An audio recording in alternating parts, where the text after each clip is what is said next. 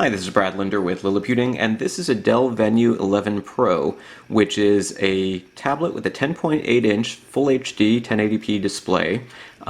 This particular model has an Intel Atom Bay Trail processor, 2 gigs of RAM and 64 gigs of storage, but unlike a lot of tablets in this class, it's available with a wide range of options, including up to a Core i5 Haswell CPU, up to 8 gigs of RAM, and up to 256 gigs of storage. Also has a couple features that you don't often find in little tablets like this, including a full-size USB 3.0 port and a micro HDMI port on the other side here. And those are built right into the tablet. You don't need any extra accessories to plug in peripherals like an external display, removable storage, USB mouse or keyboard, etc. There's also a micro SD card slot, stereo speakers on the side, docking connectors for optional keyboards and other docks, volume buttons, another speaker, and a micro USB port and headset jack. There's an 8 megapixel rear camera and a 2 megapixel front facing camera, and another thing that really helps set this apart and earns it a pro name for use in enterprise is the fact that without, this is a little bit tricky to do sometimes, but without any screwdriver or anything, you can go ahead and remove the back cover and pop out the battery. This particular model has a 32 watt-hour battery.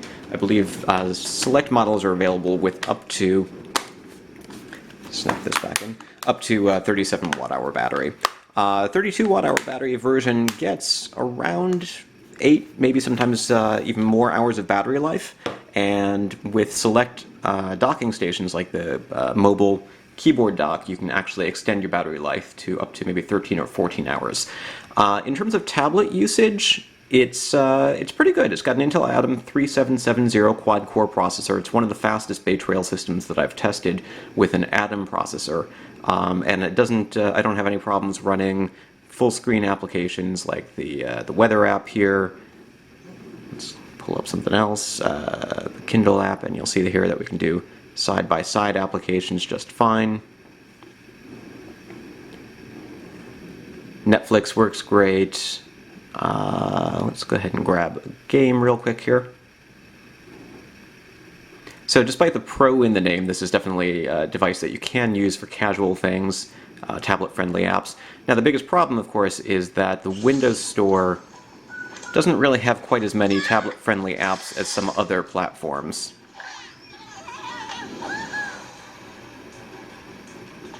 But the apps that do exist, like Minion Rush that we're playing here, work pretty nicely on that full HD display. Alright, so let's go ahead and close that. Now something else that of course you can do on a Windows tablet that you can't do on an Android tablet, even though there might not be as many tablet-friendly apps as there are for the iPad or Android tablets, is you can run full desktop applications. So here we've got the Firefox web browser, you can also run Chrome and other applications. And what I like to do when I'm running sort of full desktop style or notebook style applications is go ahead and pull out a notebook accessory. So this is the mobile keyboard dock. Sells for about $160. It's not particularly cheap, but it gives you a full-size, well, pretty much a full-size keyboard, nice touchpad here. There's no extra ports, so you don't get any extra functionality in terms of adding more displays or other peripherals, but it does have a built-in battery, and like I said, you can get maybe up to 13 or 14 hours of battery life, depending on usage, when you use the two together. Officially, it gives you about 50% battery boost. So when you put these two together, the whole thing weighs maybe a little over 3 pounds. The tablet's about 1.6 pounds. The keyboard's about 1.7 pounds. And together, it's like a thin and light notebook with a full HD display.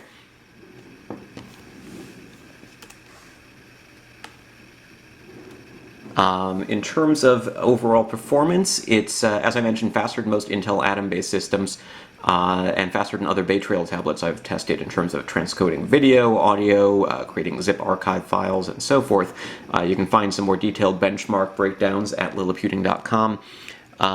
We can watch videos in full HD, and it works just fine. I haven't had problems running. Let's go ahead and turn the volume down here.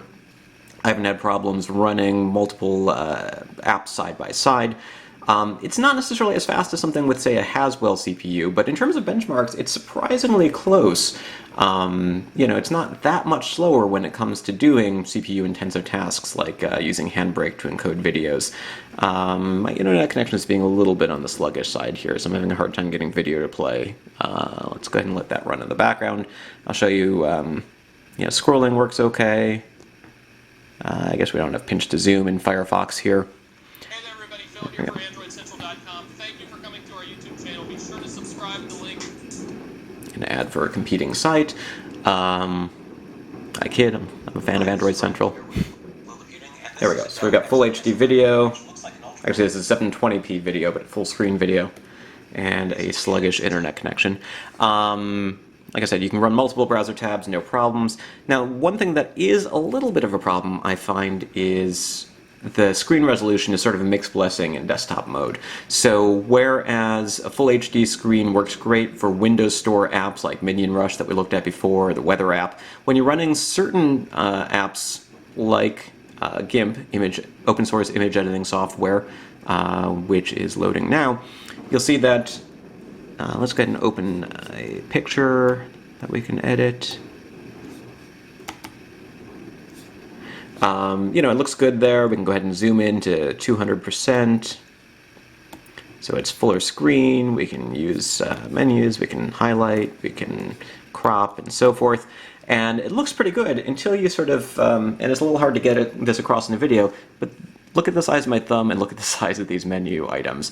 They're almost too small to tap if I wanted to use this with my thumb or with my fingers. You can use a keyboard and mouse, you can use the touchpad here, but these icons are really pretty tiny because GIMP just isn't really optimized for a device like this that has over 200 pixels per inch on the screen.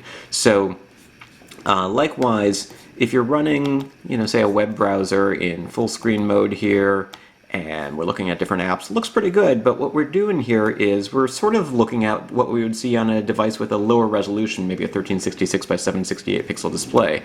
Now, you can go into the Windows settings, go to screen resolution, go to make text and other items larger or smaller, and we can go ahead and make text smaller. So let's see what happens when we do that in real time here. Let's click the apply button. And now you can fit more on the screen. In fact, let's even go all the way to the smallest setting, and you can fit even more on the screen. And so what that lets you do is say, open multiple windows side by side. Looks pretty good in terms of how much you can fit on the screen. Again, slow internet connections, not making this ideal. Let's go ahead and do this. But everything is really tiny, so compare my fingers to the size of the text on the screen there. So unless you sort of stick your nose right up against the screen, you might not really take advantage of all the extra pixels that you have here. But if you went back to magnifying the text and everything else, it's sort of like using a lower resolution display. Now everything does look a little bit nicer, because you have sort of pixel doubling here, so text and fonts and everything is easier to read. You can't really easily see pixels, individual pixels, but the high resolution screen really does work a little bit better, I would say, in tablet mode than it does in desktop or notebook style mode here when you're using something with a high resolution display like this. So I'm never going to really complain that there's too many pixels on the screen, but you want to sort of know what you're paying for, because this device is $499 and up, and if you wanted to get it with a keyboard like this, it would actually be closer to $560 at a time when you can buy something like the Asus Transformerbook T100 for $399 or less. That's a device that doesn't have all the perks, has a slightly slower processor, has a lower resolution display, but a significantly lower price tag, and that might actually be a better option if what you're looking for is something that you're going to use a lot as a desktop. In terms of power performance, though, it's hard to find anything else that offers as many options as the Dell Venue 11 Pro. This is Brad Linder with Liliputing and a quick review.